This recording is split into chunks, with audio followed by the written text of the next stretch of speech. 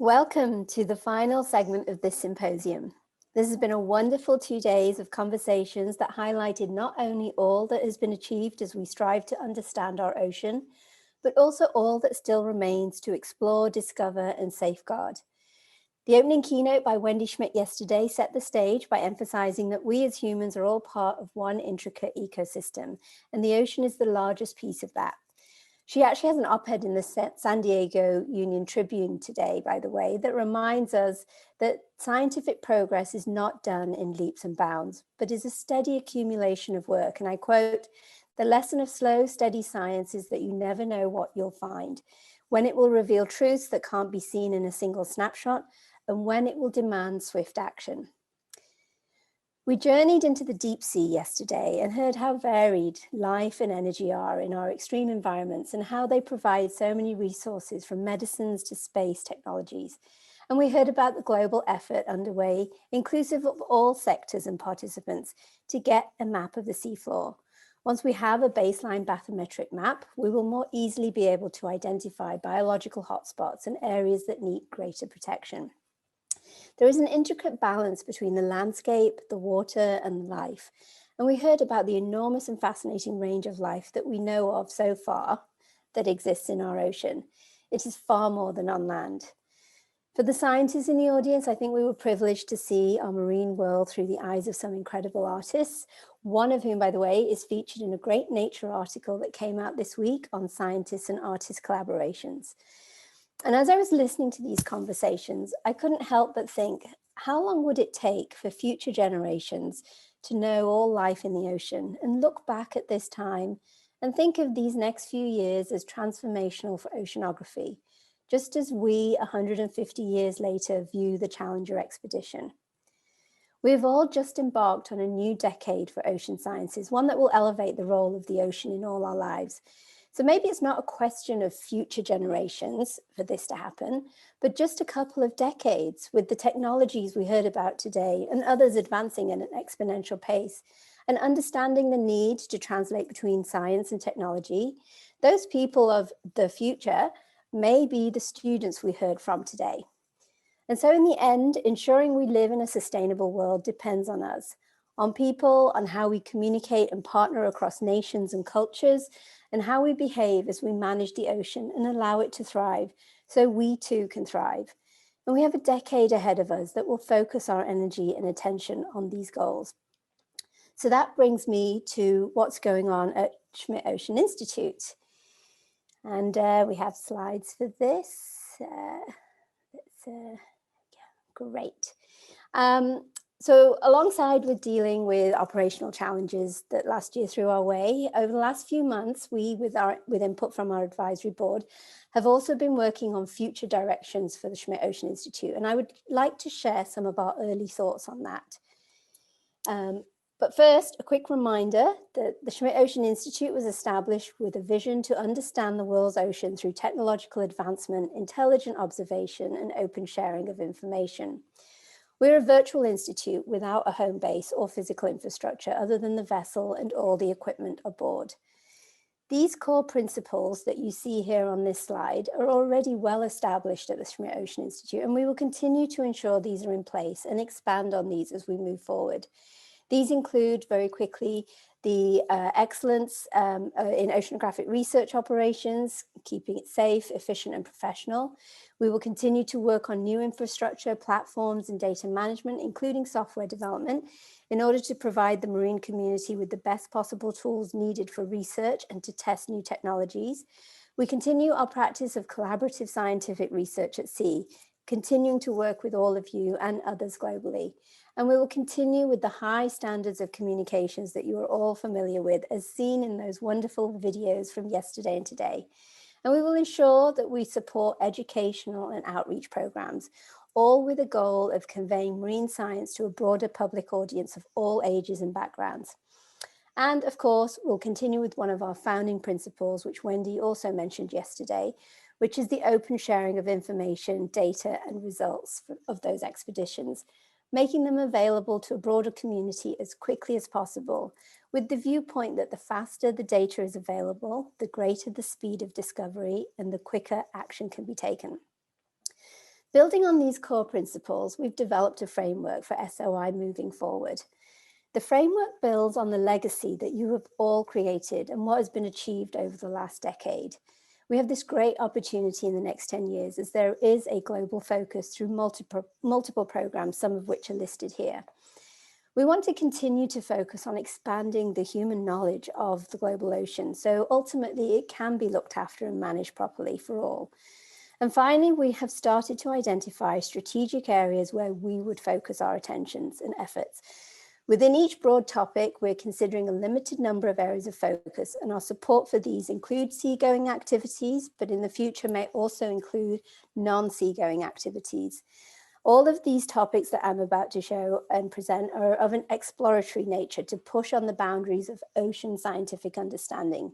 They all intersect, so although I'll present them separately, we expect them to form a basis for interdisciplinary approach to research, and in some cases, a transdisciplinary approach to research.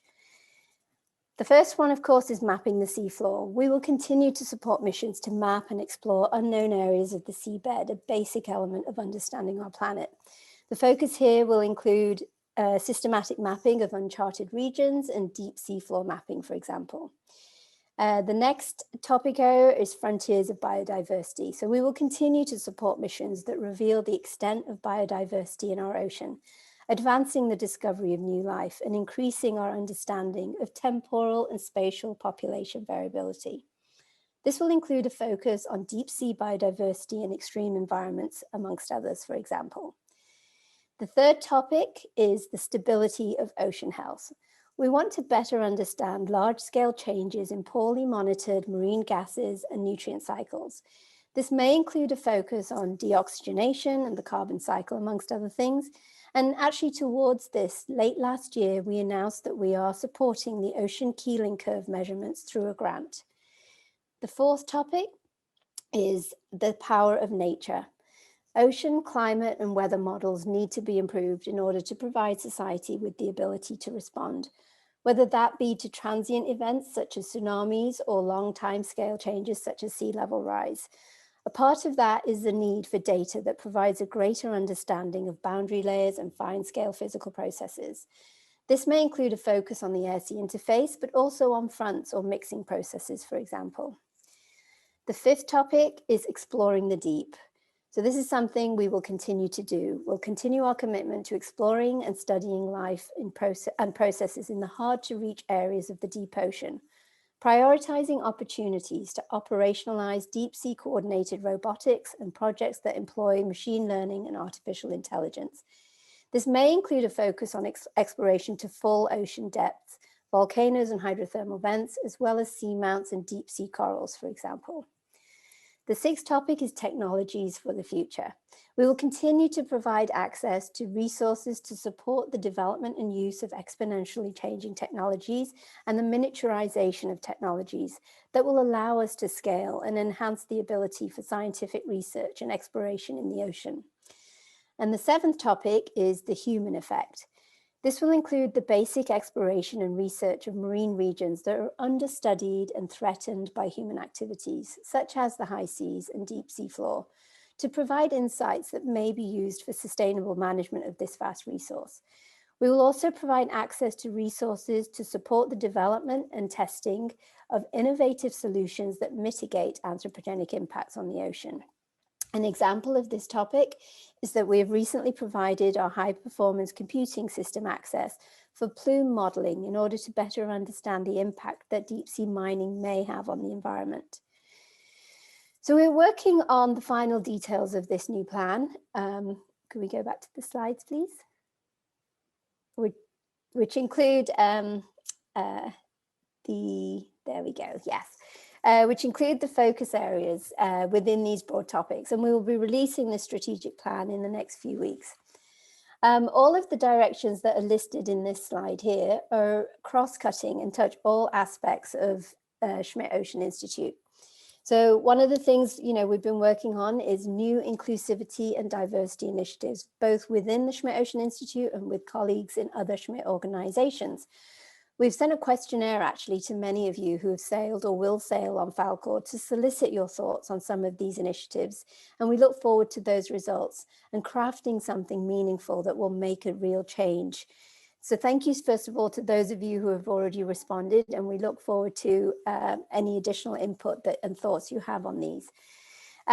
We will start implementing these inclusivity and diversity initiatives this year, but one example through communication is that we're already installing an app that will translate our live broadcasts into other languages, allowing for greater inclusivity to allow participation from those for whom English is not their primary language. Just as an aside, we were going to enable the new script translate feature on Zoom, so you could read what people were saying in addition to hearing the voices during this symposium. But in the tests, it kept translating Jyotika to God. And although I, of course, didn't mind, as soon as the team had stopped laughing and picked themselves off the floor, they put their foot down and said no. So we didn't enable that one until it improved slightly. So moving on from the inclusivity and diversity, we're also starting to award limited non-expedition grants last year. So for example, the Ocean Keeling Curve, which I mentioned before, but we're also providing educational and communication grants to the Nautilus Ocean Channel and TVA 21 Academy for an art exhibit in Venice for one of our artists. The grants program will remain a limited part of our portfolio and will be directed very deliberately to our focus areas within those broad topics I mentioned. And we've established partnerships, as you've heard, with Seabed 2030, NOAA, and the UN Decade of Ocean Sciences. We're working on other partnerships and look forward to announcing them later this year. And then also, as Wendy mentioned, we're working with the philanthropic research vessel community to share best practices, tackle common issues, and better coordinate activities globally. So this is a group that SOI convened first in 2019, and we've met a couple of times. Currently, Eric King is the chair of this group, with Vincent Pierbone from OceanX as vice chair. And last year, Jason, Nick, and Errol and others at SOI established the Scientific Ocean Vehicle Alliance, a gathering of ROV operators across various institutions, which has now expanded to include those with other vehicles, such as AUVs, again, to promote communication amongst a group of like-minded individuals. We are expanding our outreach and education, and one of the grants we just awarded was to the World Ocean Explorer Virtual Aquarium to develop a virtual deep sea exhibit to showcase encounters that have been made during our expeditions. This will be an online interactive platform and allow users to learn about and interact with the organisms that they don't often see. Features will include interactive displays, searchable species tags, videos, audio files, and educational information. And then we're also, in outreach and education, we're also providing grants to the National Ocean Science Bowl and the MATE Student ROV Competition and the University of Hawaii for a summer educational program. As Wendy mentioned yesterday, we are in the process of hiring a new data platform manager, which is very exciting. And with that, we will be able to have a greater focus on data. And part of that is the development of a new cruise portal, a cruise data portal, which you see a snapshot of here. Nick has been working on this, in which you'll be able to search by cruise, pull up the video or other data collected in a very simple and straightforward manner. Another area that we have also implemented and working on is our ability to connect from sea to land. As you all know, Starlink and others are putting low Earth orbiting satellites up in order to improve global connectivity. So instead of going through underwater cables, we will eventually be connected via satellites. Late last year, we installed a leased satellite antenna dish on a mast on the Falkor and are beta testing new low Earth orbit satellite system over the next 6 months, which should allow Falkor to connect at higher downlink and uplink speeds twice per day so that we can transmit large file packages of science data for cloud storage and processing. The twice per day, by the way, is only currently limited due to satellite constellation coverage. And we're piloting this and we'll be testing others as they become available. And finally, we've also started to test augmented reality as a tool to allow for greater remote participation from scientists who may not be able to physically go to sea due to disability or health or family reasons. Again, expanding in this case operationally on our inclusivity and diversity initiatives. And what you see here is, who you see here, I should say, is Jason, who's up in Canada with the augmented reality glasses on, showing me the new detritus samplers he recently built, which you can see in the larger screen, with assistance from Ambari, who provided the design. So thank you, Ambari. And these detritus samplers will be en route to Falkor soon as an additional tool for scientists to use. So despite the additional challenges this past year provided, and to use the word du jour, we persevered, and we have a few things that are in progress. As we approach the end of this symposium, we want to let you know that we will continue to recognize and celebrate this incredible and international Schmidt Ocean Institute community. As the pandemic subsides, our hope is that we will hold an in-person event alongside Ocean Sciences next year, just as we did last year, and then a virtual event similar to this one the year after that. So that brings me to the final words, some final reminders and notices first of all. If you missed anything today, please check back here later for session recordings. This event portal will remain active for 1 month, so you can continue the conversations through the chat feature. We'll be sharing the sessions on social channels at Schmidt Ocean next week, so please do share that when they come out. And we will also be sending a survey to you and would greatly appreciate your feedback so we can improve this for the next virtual event in 2 years.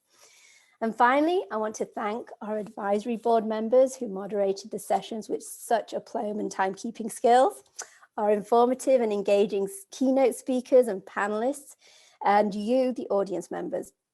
And above all, I need to give a huge thank you to Lisa, our event manager, who chose this wonderful platform and organized this, Carly and Alison for the 4 months of planning that went into all of this, and to the rest of the SOI team for their hard work in making it flow so smoothly behind the scenes.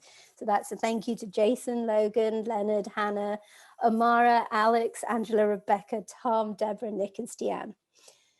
With that, we hope to see many of you in person during the course of the next 2 years and virtually 2 years from now. Thank you for joining us.